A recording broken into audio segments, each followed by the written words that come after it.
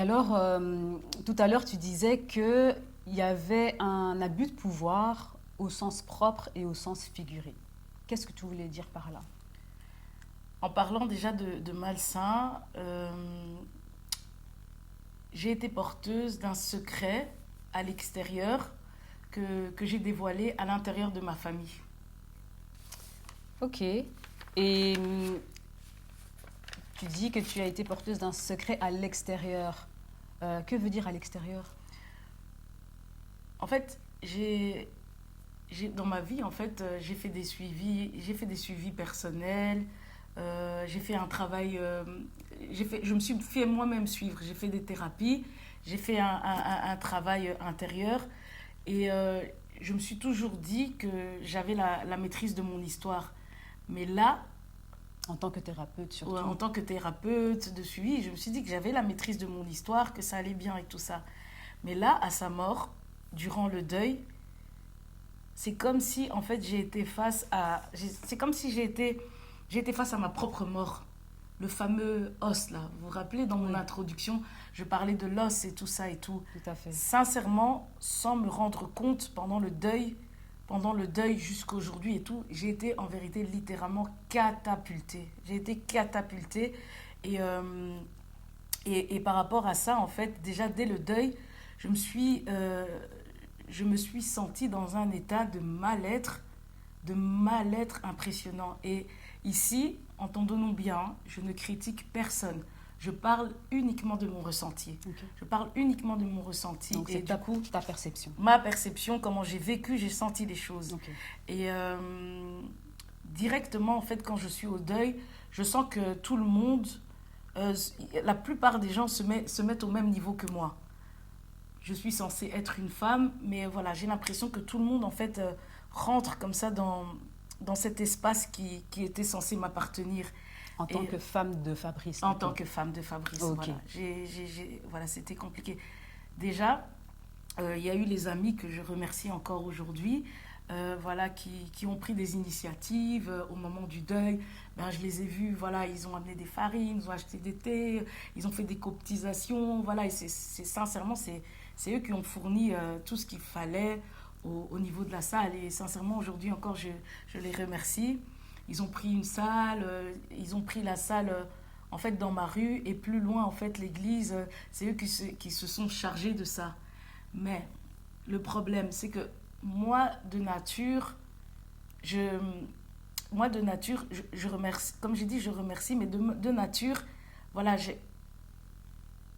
je fais les choses de manière à ce que, voilà, on ne puisse pas empiéter sur mes plates-bandes. Et donc, moi, déjà, en fait, quand on est au moment du deuil, j'envisageais déjà de prendre des salles loin de chez moi. Et eux, ce qu'ils ont fait, en voulant bien faire, bien entendu, ben Hmm. voilà, ils ont pris dans ma rue, ils ont pris plus loin la salle de l'église où il y aura la cérémonie, c'est tout en bas de ma rue. Et il faut savoir que moi, dès que je regarde à la fenêtre, il y a le cimetière juste en face. Ouais, ouais, ouais. Il y a, là où il y avait le funérarium, il y avait le sport de mes enfants, le judo. En fait, j'en ai des frissons au moment que tu parles parce que je peux imaginer à quel point ça devrait être difficile du coup Mhm. d'avoir tout ça autour de toi en fait, Ouais. autour de C'est chez toi. c'est un point que j'ai développé une sorte d'agoraphobie. Je crois que j'ai fait un an. En fait, oui, je sortais pas. C'est ma soeur qui déposait les enfants à l'école. C'est ma soeur qui faisait tout. J'ai commencé à perdre mes cheveux et tout ça. En Mhm. fait, l'extérieur me faisait peur. Je me rappelle un jour, en fait, non, non, au tout début, en fait, je dépose les enfants au judo et on passe par le funérarium. Il y a mon fils qui commence à pleurer, Ouais. et tout ça. Et en fait, partout les endroits où on passait, mais ça nous rappelait toujours, ça nous rappelait toujours mon mari. Et en fait, à un Ça moment, rappelait la mort. Ben exactement, oui. Mm. tout était cadré autour de moi. Et donc, voilà, ça m'a fait un choc.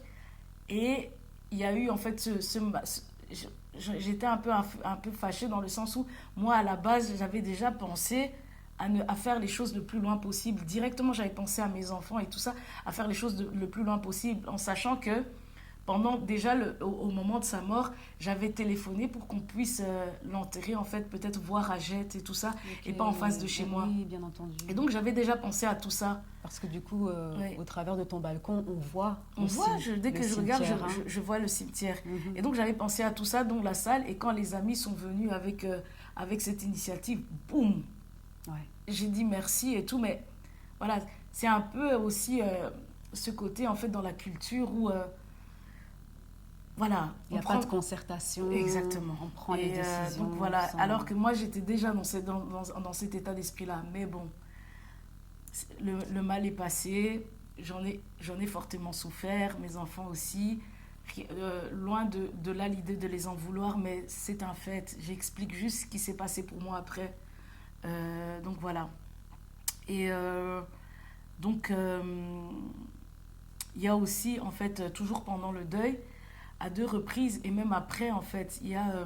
non, non, après le deuil, hein, à un moment, je vois un de ses amis et qui me dira, en fait, au moment où on est à l'hommage et encore après, il me dit, ouais, mais Fabrice, en fait, je le connaissais mieux que toi. Quelle est la pertinence d'une telle info? Moi, ça m'a blessée. Mhm. En fait, moi, ça m'a blessée. Encore une fois aussi, pendant sa mort, dans les réseaux sociaux, il y avait beaucoup de gens qui publiaient au sujet de la mort de Fabrice et tout. Et à un moment, il y a une cousine, en fait, je tombe sur une publication, elle se fait tatouer son prénom sur son bras.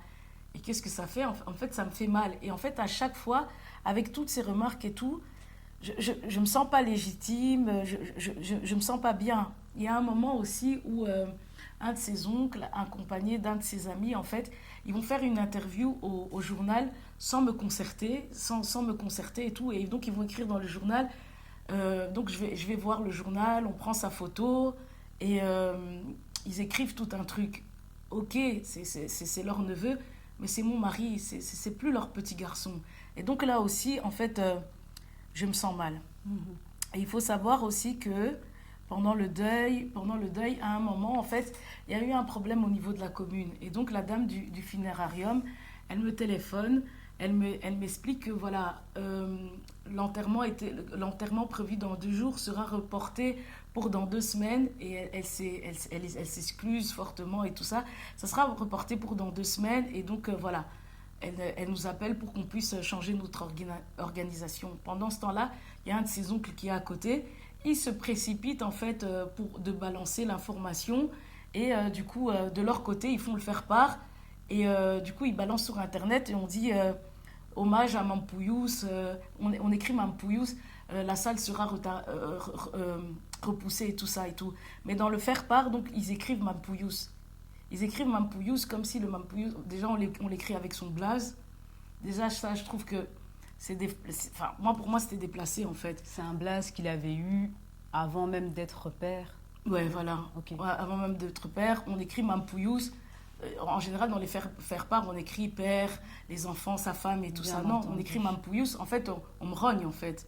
Et je crois que même à cette époque-là, j'avais son cousin qui avait fait ce faire-part là, je lui ai dit, ouais, mais vous écrivez Mampouyous, c'est quand même un père de famille, je suis sa femme, il a des enfants, il a sa maison et tout, vous écrivez Mampouyous comme si c'était un petit gamin, en fait. Exactement. Bon, ouais, bref, donc il y a ça. Et à un moment, voilà, j'entends que certaines cotisations ne m'ont pas été renvoyées, ça aussi. Et à un moment, en fait, pendant qu'on choisissait le cercueil, t'as un tonton comme ça et tout. Bon, moi, on parle avec la dame du funérarium, on parle de l'autopsie et tout ça et tout. Et pendant ce moment et tout, je dis oui, ouais, oui, moi j'aimerais bien savoir de quoi mon mari est mort et tout ça et tout. Je l'explique et tout. Il fait oh non, non, non, non, ça, c'est pas intéressant, tu vas faire quoi avec ça? Et tu vas faire quoi avec ça et tout, des trucs comme ça. Tu vois, en fait, pendant que je parlais, il y avait d'autres aussi qui parlaient en même temps et tout ça. Et moi, en fait, je bouillonne et tout, des trucs comme ça et tout. Et des fois et tout, et t'avais ma mère qui me disait, ah, calme-toi, c'est des adultes et tout ça et tout.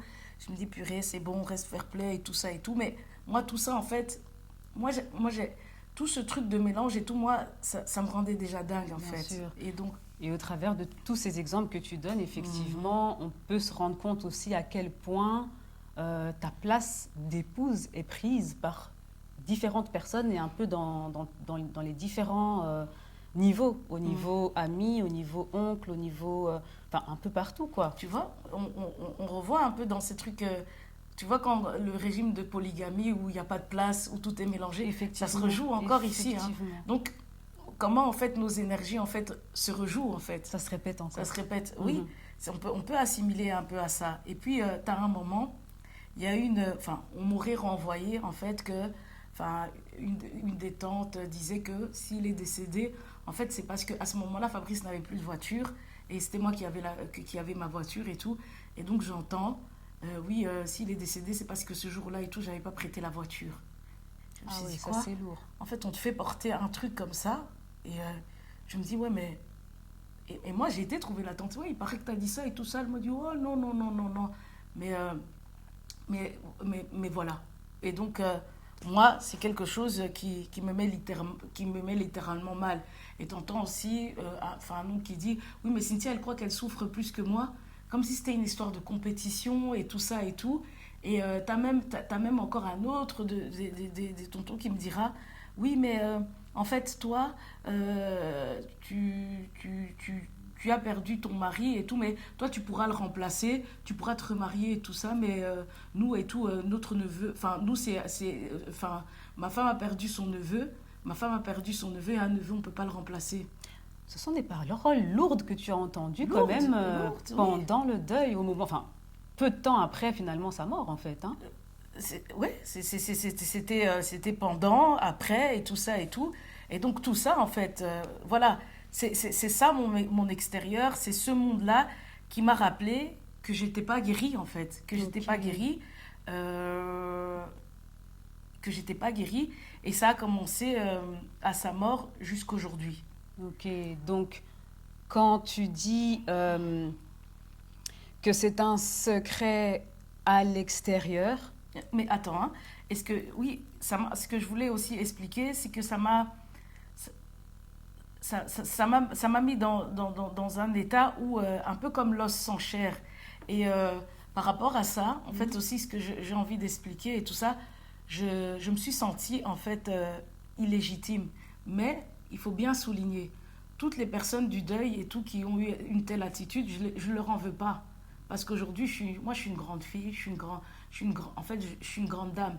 J'explique juste que ces événements m'ont renvoyé à une situation qui, en fait, j'ai fini par comprendre qui était traumatique. Okay. Ça m'a renvoyé à mon enfance où, en fait, petite, j'ai eu l'impression de n'être jamais légitime. Moi, du côté de ma mère, on est 7 enfants, et je suis l'enfant du milieu. Je suis la 4e, autant vis-à-vis des grands, autant vis-à-vis des petits. Okay. En bas, il y a des petits frères. Juste en haut, j'ai 2 sœurs et tout. Et voilà, je me suis jamais sentie à ma place. Là où, à un moment, j'étais proche de mes parents. Et comme j'étais proche de mes parents, j'étais proche de mes parents et que j'accusais beaucoup, que je parlais beaucoup, on me reprochait toujours de beaucoup parler et tout ça. Bon, mes petits frères, ils m'ont souvent accepté, mais à un moment, voilà, t'es avec tes frères et tout ça et tout. T'es une fille, t'as envie de te rapprocher un peu de tes sœurs et tout, voilà. Tout ça pour dire que j'étais jamais à ma place. Souvent, on m'accusait et tout. Et on me renvoyait péter. Et donc voilà, il y a eu tout ce mal-être. D'autant plus que ma mère, elle me reprochait souvent d'avoir détruit sa famille. Ok. Ma mère me reprochait souvent d'avoir détruit sa famille. Et aujourd'hui, je me dis que... elle me reprochait d'avoir détruit sa famille à cause d'un lourd secret que j'ai eu à révéler. Et donc aujourd'hui, je me dis que, bon, si ce secret et tout avait détruit sa famille, c'est que c'est ce secret qui tenait sa famille, à un moment, j'en viens à me dire. Et en plus, les reproches qu'elle me faisait, et tout souvent, elle me disait que oui, et ça, c'est juste qu'il n'y a pas longtemps, hein, que je prenais sa place vis-à-vis de tous ses enfants. C'est comme si je prenais sa place, je me positionnais et tout. Et en fait, jusqu'à dernièrement ici et tout, je l'envoyais bouler parce que j'en pouvais plus, en fait. Ah ouais. J'en pouvais plus. J'en pouvais plus. Et donc, voilà. à part ça, dans mon illégitimité, dans mon mal-être, j'avais développé pour ma sœur une sorte de compassion destructrice comme ça. Je lui avais donné une place assez importante dans ma vie. Ok. Parce qu'il faut savoir que ma sœur petite, elle nous avait élevés. Elle nous avait élevés, elle se comportait un peu comme notre maman. Elle se comportait un peu comme notre maman Ça et tout arrive ça. souvent hein, chez nous, dans nos communautés. Hein, Oui, que les grandes sœurs se comportent comme les mamans des plus jeunes. oui. Ouais. Oui, voilà. Et ce qui m'a aussi fait mal quand j'étais petite, c'est que j'ai toujours eu l'impression, aux yeux de ma mère, que je me suis sentie plus coupable que les personnes responsables de ce secret. Ok. Donc, voilà, c'est impressionnant. Et tu vois les répétitions, hein. Mhm. Tu vois, on voit les mélanges, on voit le mélange des rôles, la sœur qui joue, Mélange qui des joue la rôles. mère. Ouais, La sœur qui effectivement. joue la mère, comme ma propre mère vis-à-vis de ma grand-mère, vis-à-vis de sa mère en fait. Ok. Ma grand-mère en fait, elle était aussi dans un régime de polygame. Elle était la deuxième femme. Ok. Ma mère était la deuxième femme et au sein de son couple, il y avait de la violence. Il y avait aussi de la violence et tout chez mes parents. Et vous voyez mon frère aussi par rapport à mes sœurs et tout ça et tout. Donc là aussi, il y avait une sorte de répétition. Et qu'est-ce qui se passait? C'est que ma grand-mère, à l'époque, quand elle se disputait en fait avec son mari, Mhm. qu'est-ce qu'elle faisait en fait? Elle laissait elle laissait les enfants au mari et elle partait. Et ma sœur, elle partait pendant 1, 2 jours. Elle dormait à son travail parce qu'elle était sage-femme. Ok.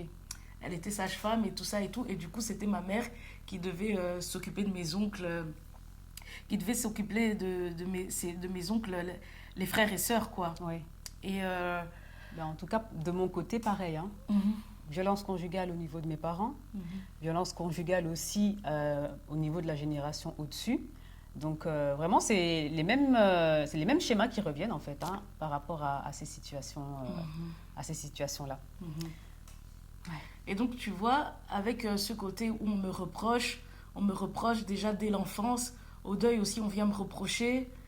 Tu vois, tout ça, en fait, j'étais revenue dans un malaise. Et ce côté où on me dit, je le connais mieux que toi, en fait, on fait les choses à ta place et tout ça et tout. Ma sœur aussi, voilà, qui avait aussi un côté aussi, dans son côté maternant, elle se permettait de... Et donc, tout ça, en fait, au deuil, c'était pour moi, en fait, un peu intrusif, en fait. Et C'est un peu comme si au deuil, il s'est rejoué toutes tes situations familiales d'enfance. exactement, Ok. exactement. Mhm. Et donc, ça m'a paralysée. Et donc, tu es là, tu pleures ton mari, et en même temps, en fait, tu es dans une position où tu te replonges dans un trauma, à un point où, ce que j'ai pas dit, moi, j'avais perdu tous mes cheveux. Hein. Mhm, mhm. J'étais mince, en fait, même mon bras est gros. J'avais perdu du poids et tout. Oui. C'était incroyable. Effectivement, au niveau des cheveux, quand on subit comme ça un gros stress, les cheveux, c'est vraiment l'élément qui en prenne un coup. Et effectivement, on peut avoir comme ça des trous à Mhm. différents endroits ou à plusieurs endroits. Ouais, Mhm. Et donc, tu t'imagines que la première fois au procès, je vais avec tout ce poids, avec tout ce mal-être, en fait, qui m'a traîné jusqu'aujourd'hui et j'étais pas bien. Mais comme je vous ai dit, par rapport aux gens du deuil, par rapport à ma famille, ils y sont pour rien. Et au contraire, en fait, ça m'a juste montré que j'étais en fait absente à ma propre vie. Vous voyez, tu vois, en introduction, je l'avais dit, hein, l'os, en fait, s'il n'y a pas de chair, c'est que la femme, elle n'existe pas. elle n'est pas encore là. Elle n'est pas encore là. Et donc, j'étais pas encore là par rapport à, à toute cette histoire et tout. Et quand je dis absente à ma propre vie, ça me fait penser aussi au métier que j'ai choisi. Assistante sociale, spécialisation en santé mentale, tu suis des couples, des familles et tout ça. C'est un peu une sorte de fuite inconsciente. Effectivement. Tu Et tu parles du procès et quelque part, tu vas au procès avec... tu viens de dire que tu étais... que tu n'étais pas présente à ta propre vie. Oui. Donc, quand tu vas au procès, quelque part, le résultat de ce procès reflète aussi ta condition du fait de ne pas être présente à ta propre vie. Exactement. Ok. Et quand, en fait, du coup, en fait, on enjolive que la situation on enjolive que la situation du conducteur, mais le procès, j'en parlerai dans une autre partie. Ok. Et en fait, mon mari, il n'existe pas. En fait, on lui donne pas plus d'intérêt que ça. Et ça aussi, ben, à un moment, en fait, comme on était mariés que coutumièrement, ben, en fait, aussi au procès, en fait, on m'a balayé par rapport à ça. Dans le sens où, ben oui, ben, qui dit que, et tout ça et tout.